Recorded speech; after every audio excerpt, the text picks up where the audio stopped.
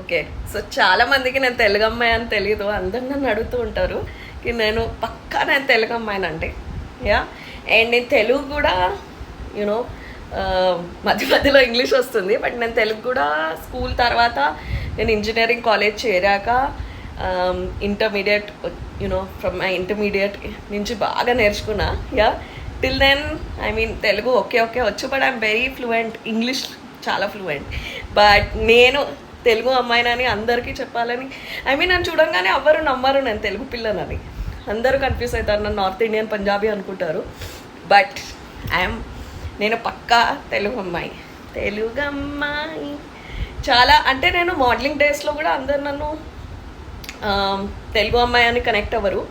కానీ నాకు తెలుగు వాళ్ళన్న అంటే నేను ఇన్ని కంట్రీస్ తిరుగుతా కదా, ఎక్కడ తెలుగు వాళ్ళని చూసినా నా మనసు అక్కడ పరిగెత్తుకుంటూ వెళ్ళి మీరు తెలుగు వాళ్ళ అని నన్ను చూడగానే మళ్ళీ అందరు తెలుగు వాళ్ళు అనుకోరు. ఈ వీడియో నా ఛానల్లో నేను పెట్టాలనుకున్నా. నేను ఇంకా అంటే టారో, అస్ట్రాలజీ తెలుగు కొంచెం బాగా మాట్లాడి స్టార్ట్ చేద్దామని. నేను చాలామంది నన్ను అడుగుతూ ఉంటారు తెలుగులో కూడా వీడియోస్ చేయమని, హిందీలో కూడా వీడియోస్ చేయమని. ఇది ఒక ఇంట్రొడక్షన్ అనమాట. చూద్దాం ఎట్లా ఉందో. మీరు చెప్పండి ఇది ఎట్లా ఉందో. ఇంకోటి నా కలర్ చూసి కూడా అందరు కన్ఫ్యూజ్ అవుతారు. అంటే తెల్లగుంటే నార్త్ ఇండియన్ పంజాబీ అనుకుంటారు.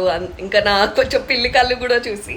కానీ నేను తెలుగు పిల్లని అండ్ నాకు చాలా ఐడియాస్ ఉన్నాయి.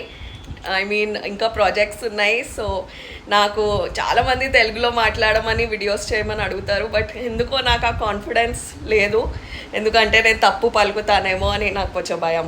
కానీ మీరు చెప్పండి.